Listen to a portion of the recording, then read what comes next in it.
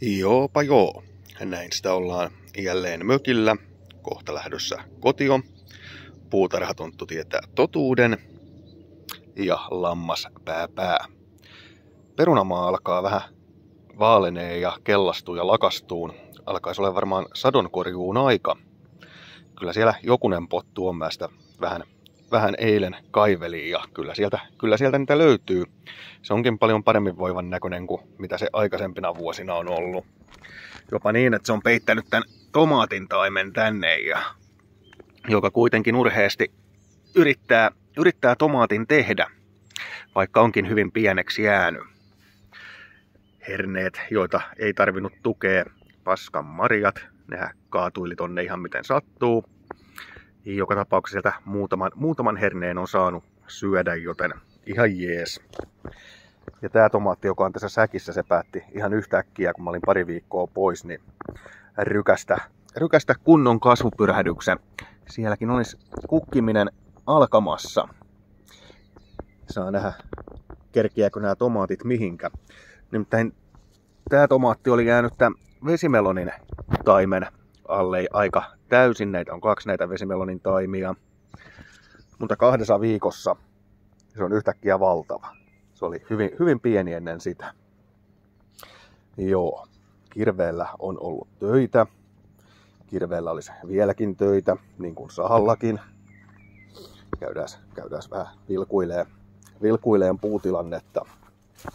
puutilannetta, kun Sami taas kävi kaatamassa pari puuta. Mennään ensin tänne puolelle metikköön, missä on tää tien puoli. Siinä olisi tommonen pätkä, mikä pitäisi sahailla ja pilkkoa. Kohtuuhyvin on saanut oksat siivottua, mutta vielä on niissäkin jonkin verran tekemistä. Tensotynnyrissähän ne on polteltu sitten. Mistäs täältä me päästäisiin hyvin tonne toiseen paikkaan, mistä se isompi puu kaadettiin. Se oli tässä kumollaan. Sen oksia tuossa näkyy ja tossakin tommonen pieni oksaläjä. Mennään vaikka täältä. Tästäkin on hyvin siivottu. Ei tässä päässyt aikaisemmin käveleen olleskaan, niin näitä oksia pois.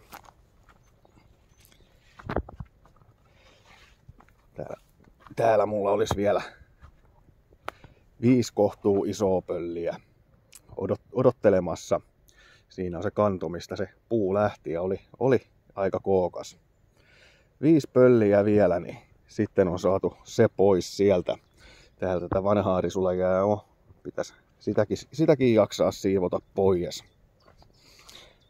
Joo, mennään kattelee lisää, mitä täällä on tapahtunut. Paneeleille ei ole vielä tapahtunut mitään. Pitäisi saada aikaiseksi niillekin. Sielläkään ei ole nyt mitään uutta tapahtunut. Mennään eteenpäin. Tuo oli vähän ehkä virhe hankkia tämmönen umpiseinäteltta. Nyt tuo takana näkyykin, kun mä oon avannut ne seinät, ettei tuuli vie koko pömpeliä paikaltaan. Niin kuin se on sitä aika hyvin siirtänyt. Se oli aika lähellä terassia, mutta nyt se on jo noin kaukana. Se on varmaan 1,5 metriä siirtynyt eteenpäin ihan tuulen mukana pikkuhiljaa. Joo, toi klapiteline käväsi jo tyhjänä ja nyt se on jo täys taas. Sitten mitäs? Olikos toi varmaan oli jo viime videossa toi varasto tossa. Mutta tää ei ollut tää uusi klapiteline. Mä vähän mietin, että saako se aurinkoa, kun se on täällä talon takana, mutta kyllähän se näyttää saavan, joten eikä siellä kuivu ihan kivasti. Mä tosta vetäsin trimmerillä kaiken, mitä sain pois kasvustoon ja laitoin siihen tommoinen suodin kankaan. Pitäisi päästää vesi lävitte. Kun näkyy, niin vielä on vähän täyttämistä tehtävänä. Mä tuolta kaivelin hiekkaa siihen, aikamoista hommaa.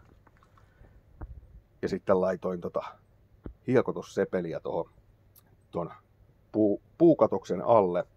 Siinä sitä klapia jo on ja lisää olisi tehtävänä vaikka kuinka paljon. Mutta ainakin nyt se tuntuisi mahtuvan tonne se, mitä tänä vuonna vielä tehdään. Helpottaa vähän elämää.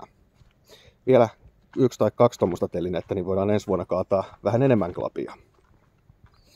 Käydään täällä paskahuusilla ihan pikkusen ihmetteleen. Tää taisi olla maalattu jo viime videossa. Mutta huomiotta jäi, kun tässä on tämä aurinkopaneeli. Tai en muista jäikö huomiotta, mutta ei sitä ainakaan sen tarkemmin katseltu. Täällä on tämmönen pieni lataussäädin, joka on nyt hämähäkin seitin peitossa näköjään. Sanoo, että 13,6 volttia ja lataa. Tää valokin täällä on, se ei enää vilku koskaan, niin kuin se sen powerpankki-virityksen kanssa teki. Ja tuolla on tommonen pieni 6 ampeeritunnin litium-rautafosfaattiakku, joka maksoi 35 €. Ja sillä hoidetaan sitten valot täällä paskiksessa. Ja ainakin tähän mennessä erittäin toimiva Sydemi ollut. Nyt taas ovi kiinni. Linnunpöntössäkin oli asiakkaita, siellä taisi olla talitinttejä jossakin kohtaa, mutta enää ei näy elämää, joten kai ne on lähtenyt sitten maailmalle. Kyllä se on hieno se klapikatos siinä. Siinä tuollaisia muovialkoja kanssa käytetty. Täytyy todeta, että en osta enää noita pienempiä. Täytyy ostaa vain niitä isoja, vaikka ne ihan pikkusen kalliimpia onkin. Saa paljon enemmän maavaraa sitten. Ja se painon kestoa heti paljon enempi, kun tossa on 5. Ja niillä on 1000 kiloa. Pitäisi olla 5. Sitten se yhteensä se kesto, niin kun se yksi iso, kun oliko se 800 kiloa, niin jo 3 semmosella on helkutisti enempi kestoa. Niin kuin tässä on. Joo. Siellä se allas 26 astetta ja mietin, että pitäisikö se jättää lämpiään, kun mä tosta lähden, että se olisi perjantaina käyttövalmis. Perjantai tulee olemaan aika sateinen päivä. Nyt on vaihteleva päivä. Tommosen kun tekis vielä vähän vastaavan toisen, mutta tekisikin umpiseinät, niin siinähän mulla olisi sitten jo huomattavasti enemmän varastoa ja todennäköisesti rupeisi romut pikkuhiljaa mahtuun ja pikkusen korkeampi, että mahtuisi sitten kävelee. Joo, käydään tuo sisäpuolella. Sisäpuolella vilasee mitä siellä. Oho, katto on auki. Siellä se uusi inverteri. 4,5 kilowattia. Näköjään tuottaa 180 wattia sähköä tällä hetkellä ne pari paneelia, mitkä siinä on kiinni. Sekin tulee vielä jossakin kohtaa muuttuun se tuottolukema aika hurjasti. Mennään kämppään sisään. En mä tiedä, onko täällä avarampaa kuin ennen vai ei, mutta näin niin ulkonäöllisesti, mutta kyllä täällä paremmin mahtuu käveleen. Ja vihdoin viimein niin pöydän ääreen mahtuu ihmiset istumaan ilman mitään isompia kommervenkkejä. Tuosta miettinyt, että jos vielä sahais tuosta noin päädyt pois, siitä tulisi vajaa 20 senttiä lisää tilaa ja se voisi vielä pikkusen helpottaa tätä varsinkin tuolla päässä. Joo. Mitäs muuta täällä? Täällä on meidän hieno kulmahylly, jossa on pehmoleluja. Siellä on lokki, squeak squeak ja rotta, squeak squeak. Siinä on zebra ja panda ja koala. Sillain taitaa mennä nyt vähän väärässä järjestyksessä, kun koalahan se viehtää sitten zebran kanssa siinä aikaa. Ajattelin, että tohon telkkarin alle mä hankkisin lipaston ja samaten ton tuolin taakse, niin vähän lisää vielä sitä säilytystilaa ja laatikoita.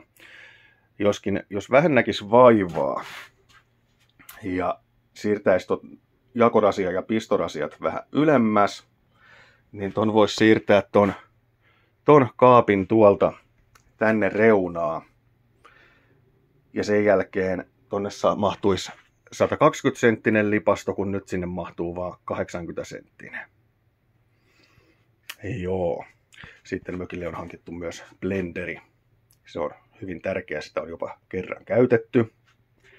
Meillä on tämä uuni, uusi. Tämä on kohtuu iso jo. Tässä on 5 kilon kinkku jo paistettu. Sitten tässä on toi varrasmekanismi. Siellä se varras on alhaalla, sillä on kiva tehdä uunikanaa. Uunikanaa, niin ruoanlaittomahdollisuudet on taas parantunut. Joo. Tyynyjä on hankittu seinälle. Possu röh. Tyynyjä hankittu seinälle. Ehkä ne voisi ottaa joskus käyttöönkin. Niille on uudet tyynyliinakki.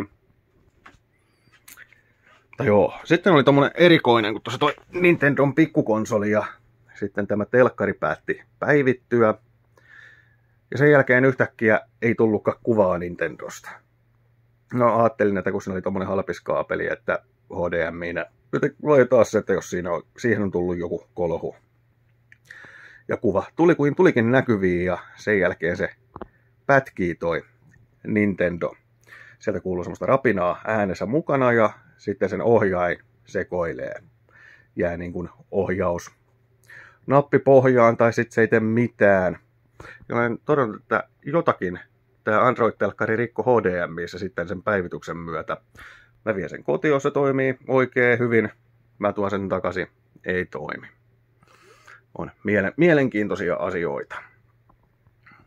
Kyllä tässä taas pohtii, että kun vähän olisi taas niin kuin ajatellut pidemmälle tosi asiathan on sillä, että kun ne kokee, niin tietää paremmin jälkiviisas. Se on helppo olla, niin olisi kyllä tuolla ihan tuo ikkunassa kiinni toi ilmastointipömpeli, joka on kyllä erittäin hyvä pömpeli.